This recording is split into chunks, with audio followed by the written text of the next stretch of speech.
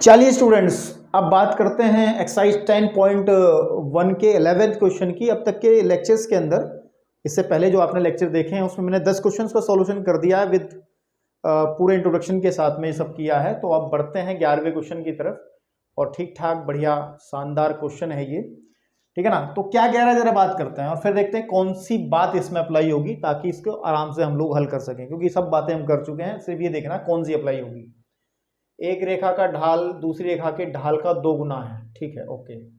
यदि दोनों के बीच की के कोण की संप्रजा यानी कि टेंजेंट यानी कि tan दे दिया, ठीक है, मैं बताऊंगा क्या है, अभी टेंशन ना लो। 1/3 हो तो रेखाओं का के ढाल ज्ञात करने हैं।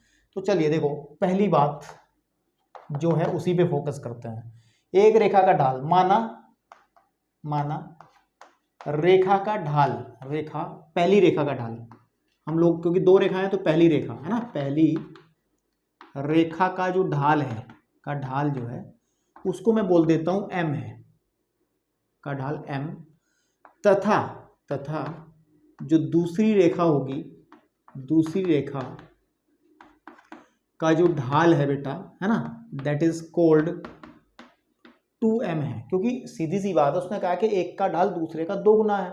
अगर पहली का m है तो दूसरे का 2m हो जाएगा, सीधी सी बात है। और एक काम और कर लो साथ ही साथ कि इस वाले को आप m1 कह लो, है ना, और इस वाले को आप m2 कह लो। तो m1 is equal to m है और m2 is equal to 2m है। अब उसने कहा कि उनके बीच का जो कोण है, बीच का कोण का मतलब जो थीटा होता है, उसकी टेंजेंट का मतलब है कि ये जो वैल्यू दी गई है 1/3 वो tan थीटा की वैल्यू दी गई है ना। यदि दोनों रेखाओं के बीच कोण, दोनों रेखाओं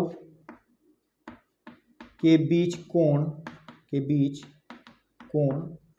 थीटा हो तो according to this statement tan theta is equal to 1/3, tan theta is equal to 1/3।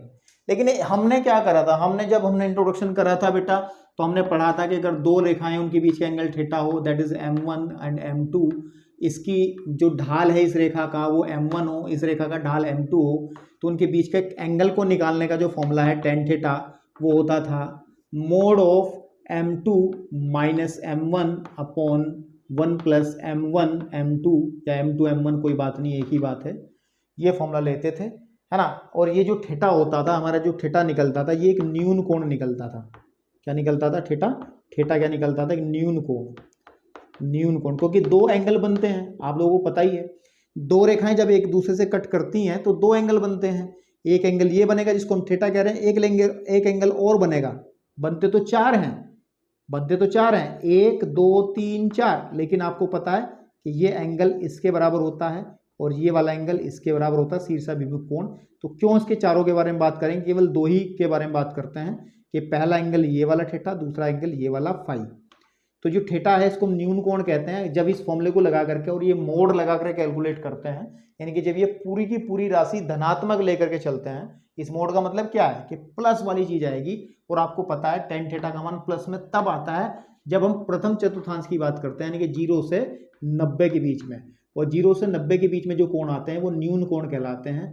तो इसलिए हम लोग कहते हैं कि जब हम इस मोड को लगा करके काम में करते हैं और जो पूरी पॉजिटिव वैल्यू निकल के आती है और उससे थीटा निकलता है, तो उसको हम कहते हैं न्यून कोण है। और अगर इन रेखाओं के बीच का दूसरा कोण निकालते हैं फाई, जो कि अधिक कोण होता है, उसको हम 180 माइनस थीटा करके बाद में निकाल लेते हैं, ठीक है ना, 180 माइनस थीटा करके निकाल लेते हैं, ठीक है बेटा। तो सीधी सी बात है, हम लोग इस फॉर्मूले को ही यूज कर लेते हैं आसानी से, बढ़िया से। अच्छा, कुछ किताबों में फॉर्मूला ना इन्होंने, चलिए छोड़ो, ठीक है, देखो डायरेक्ट यूज करते हैं। अब चूंकि हमें पता है tan थीटा इज इक्वल होता है mode of m1 m2 minus m1 upon 1 plus m1 m2, ठीक है ना, आपके पास में इसकी वैल्यू हमें दी गई है, इसलिए 1/3, और इसको हम लोग कंसीडर कर लेते हैं। m2 की वैल्यू है 2m minus m upon 1 plus 2m into m, ठीक है बेटा। तो इसको सॉल्व कर लेते हैं, तो 1/3 इज इक्वल टू आ जाएगा, मोड हटा लो क्योंकि देखो प्लस में ही बन रही है पूरी चीज, कि m upon 1 plus 2m square, cross multiply करो, और क्रॉस मल्टीप्लाई करने से क्या हासिल होगा कि 1 प्लस के 2m square is equal to जाएगा 3m के, है ना, उसको उधर उठा लाओ तो 2m² माइनस के 3m प्लस का 1 इज इक्वल टू 0। ये एक द्विघात समीकरण, इसको हल कर लेते हैं और m के दो मान निकल आएंगे। देखते हैं क्या क्या आते हैं कि 2 एकम 2 के टुकड़े जोड़ने पर 3 मिलता हो तो 2m² minus 2 plus 1 and m plus 1, यही तो होंगे फैक्टर। क्लास 10th 9th तो पढ़ गए होंगे सब, है ना, तो सबको तो पता ही होगा ये फैक्टर ऐसे निकलते हैं। अगर ये नहीं पता तो भाई आप लोग बहुत गंभीर अवस्था में हो, उसको सही करो अगर गणित पढ़ना है तो। इसमें से 2m कॉमन निकल आ जाएगा तो m माइनस 1, इसमें से आपका माइनस 1 कॉमन निकल आएगा m माइनस 1। तो m यानी कि 2m माइनस 1 और m minus 1 is equal to 0, यानी कि m की वैल्यू एक तो 1/2 बन जाएगी जब इसको हम 0 के इक्वल इक्वेट करके चलेंगे, और एक वैल्यू तथा करके या फिर m इज इक्वल टू 1 आ जाएगा। ठीक है, अब मेरी बात सुनो, इन दोनों केसेस को हम डिस्कस करेंगे, है ना। देखो हमें तो m1 m2 निकालना है ना, पहली रेखा की परिमाणता दूसरे की, है ना। तो पहले m की वैल्यू ये लेके चलते हैं कि यदि हमारा m जो है वो 1/2 है तो m1 क्या बनेगा, m1 बनेगा m1 का मतलब 1/2 हो गया, तथा जो m2 हो जाएगा, m2 क्या होता है, m2 क्या होता है 2m का मतलब 1/2m, यानी कि 2 गुणे 1/2, इसे काट लेंगे तो m2 की वैल्यू आ जाएगी आपके पास में 1। तो एक आंसर तो हमारा ये बन गया कि m1 इज इक्वल टू पहली रेखा की परिमाणता 1/2 और दूसरी रेखा की परिमाणता 1। लेकिन एक केस और बनता है कि अगर यदि m की वैल्यू हम 1 कंसीडर करके चलते हैं, ये वाली वैल्यू, तो फिर हम लोग m1 को जो फाइंड आउट करते हैं, m1 मतलब पहली रेखा की परिमाणता, वो हमारे पास में 1 ही हो जाएगी, और तथा m2 जो होता है that is equal to 2m, यानी कि m2 की जो वैल्यू है वो आ जाएगी 2 × 1, that is m2 is equal to आ जाएगी 2। तो एक आंसर ये आ जाएगा आपका, एक आंसर ये आ जाएगा आपके पास में। तो जोन से भी आंसर आपको उचित लग रहे हों जो दिए हुए हैं वो आप लोग आराम से देख सकते हैं, ठीक है ना बेटा। तो ये रहा आपका क्वेश्चन नंबर 11। फटाफट वीडियो को पॉज करके इसको नोट करो, बढ़िया सवाल था, अच्छा सवाल था। अब बढ़ते हैं क्वेश्चन नंबर 12 की तरफ, बस 2-3 क्वेश्चन और बचे हैं इसमें। चलिए बेटा, क्वेश्चन नंबर 12 के अंदर क्या कही बात, बहुत आसान, सरल, सिंपल, बहुत आसान सवाल है। क्या कह रहा है कि एक रेखा है जो x1 और y1 x और h, k से होकर जाती है, यदि उसका ढाल जो है वो m हो तो दिखाइए कि इतना होगा। तो देखो मेरी बात सुनो ध्यान से, सीधा फॉर्मूला अप्लाई करना और कुछ नहीं करना इसके अंदर। तो देखो ये कोई लाइन है और ये लाइन जो है वो x1, y1 एक पॉइंट ये रखा, और दूसरा जो पॉइंट है वो उसने कहा है h, k से होकर जाती है, उसका जो ढाल है ना इस रेखा का, वो ढाल जो है वो m है।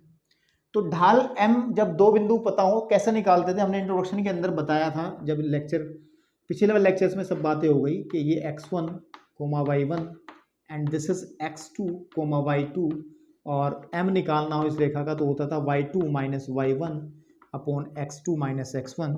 इस फॉर्मूले को यूज करो, आंसर मिल जाएगा, इतनी बड़ी चीज नहीं है ये।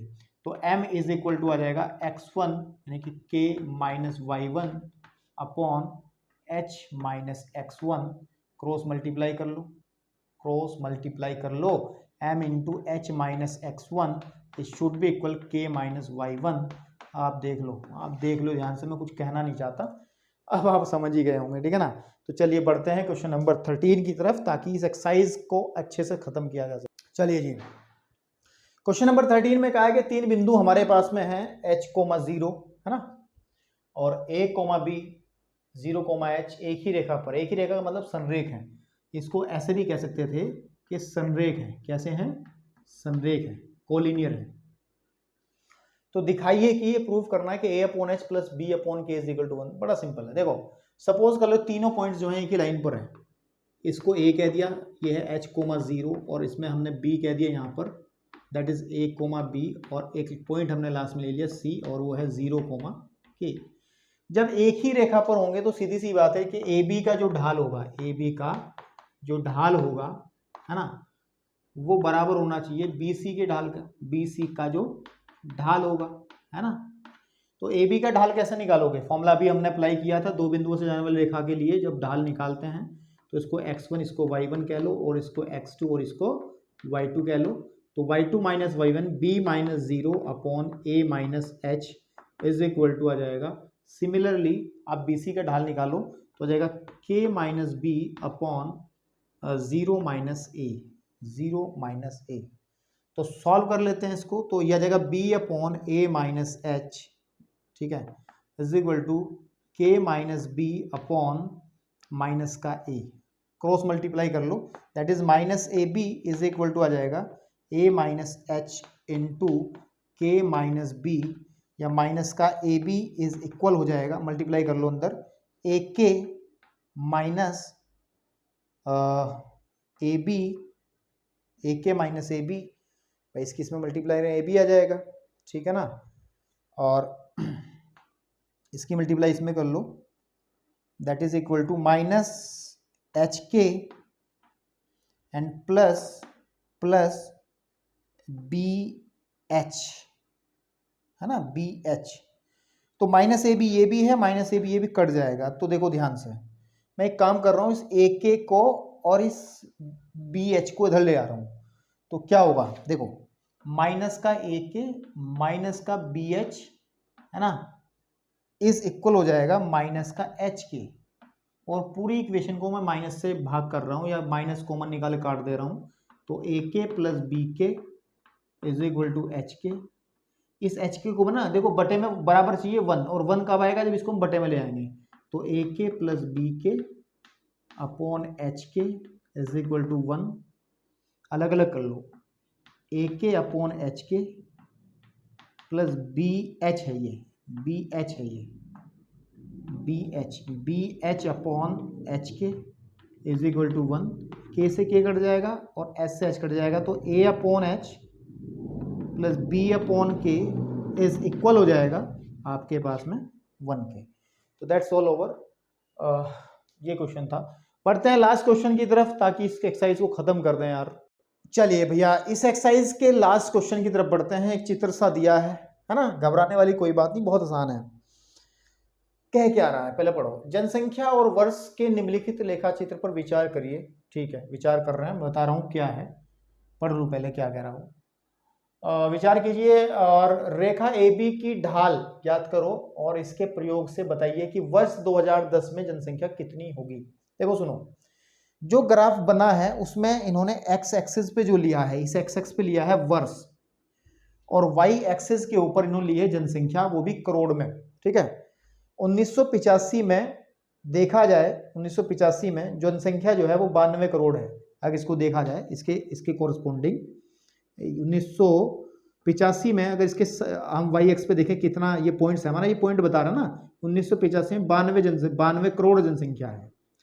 ऐसे ही इन्होंने एक पॉइंट और दिया है कि 1995 पे अगर ध्यान दें ऐसे करके और इसको देखा जाए इधर की तरफ, तो 1995 में 97 करोड़ जनसंख्या है। ठीक है, तो सबसे पहले तो इस ए बी की प्रवणता निकालो, वही कहा उसने। प्रवणता निकालने में कोई दिक्कत नहीं है, तो मैं निकाल लेता हूं। देखो ए बी की प्रवणता कैसे निकलेगी, प्रवणता या फिर ढाल, है ना, कि ढाल निकालने का तरीका वही है कि आप इस वाले पॉइंट को x1, इस वाले को y1 कह लो, इस वाले पॉइंट को x2, इस वाले पॉइंट को y2 कह लो, that is y2 minus y1 97 minus 92 upon 95 minus 1985। Solve कर लो, ऊपर आ जाएगा 5/10, यानी क्या आ जाएगा 1/2। तो पहला काम तो हो गया कि ए बी की जो प्रवणता है, ए बी का जो ढाल है, दैट विल बी इक्वल 1/2, है ना। ढाल तो इसका 1/2 आ जाएगा, लेकिन आगे भी कहा उसने इसके प्रयोग से बताना कि 2010 में जनसंख्या कितनी होगी। देखो 2010 में अगर देखा जाए तो सपोज कर लो 2010 यहाँ पे कहीं मिलेगा हमें, यहाँ पर एक पॉइंट सी मिलेगा, और आपको पता पॉइंट्स जो लिख रहे हैं, पहले हम लोग एक्स एक्स की वैल्यू लिखेंगे, तो इसका मतलब 2010, इसका जो भुज बनेगा वो बनेगा 2010, और इसकी जनसंख्या हमें पता करनी है। जनसंख्या सपोज करो जनसंख्या इसकी एक्स होगी, या पी कह लो, पी फॉर पॉपुलेशन। हमें नहीं पता ना इधर कितनी वैल्यू कहाँ मिलेगी, इसका कुछ आंकड़ा हम बता नहीं सकते ना, तो हम उस पी की वैल्यू निकालेंगे, तो बड़ी आसानी से निकाल लेंगे। ठीक है ना, तो हम ये कह लेंगे माना 2010 में जनसंख्या जो है, जनसंख्या P है, P करोड़ है, कितने करोड़ है, P करोड़ है, ठीक है ना आपके पास में, या होगी, आगे की बात करें ना, होगी। तो P करोड़ होगी तब रेखा AB पर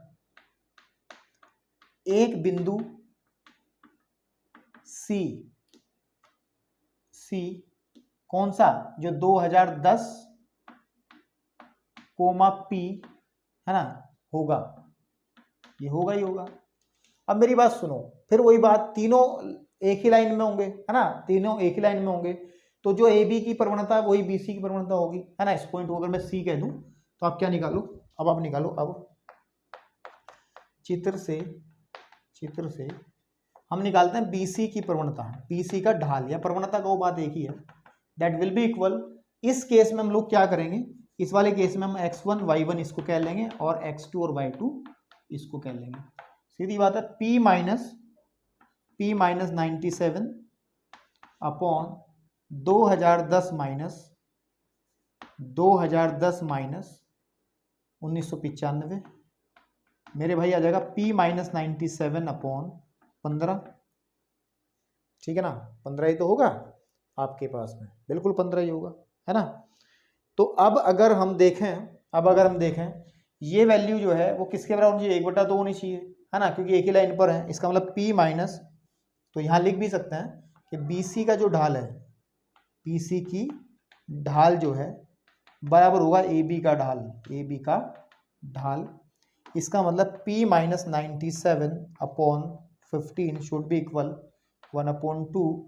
अगर मैं इसे सॉल्व करूं तो P minus 97 that is 97 is equal to 15/2 और 2 यहाँ लिख लो, ठीक है ना, या एक काम कर लो ना, इस 2 को उधर मल्टीप्लाई में ले आओ, तो ये आ जाएगा 2P is equal to 15 plus 97 का डबल कितना हो जाएगा, 180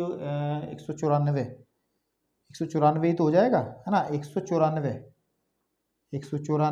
या 2P इज इक्वल टू आ जाएगा, इसको हम 200 कितना कह सकते हैं, ये आ जाएगा हमारे पास में 209, है ना, कितना हो जाएगा 209, या P इज इक्वल टू हो जाएगा 209/2, है ना, P इज इक्वल टू 209/2 और 209/2 का मतलब 104.5, है ना, कितना 104.5 करोड़। तो इतनी जनसंख्या आपकी रहेगी अगर हम 2010 में बात करेंगे तो, ठीक है ना। तो इस एक्सरसाइज का हो गया समापन, हम लोग नेक्स्ट लेक्चर के अंदर इंट्रोडक्शन ऑफ 10.2 करेंगे, तब तक के लिए धन्यवाद।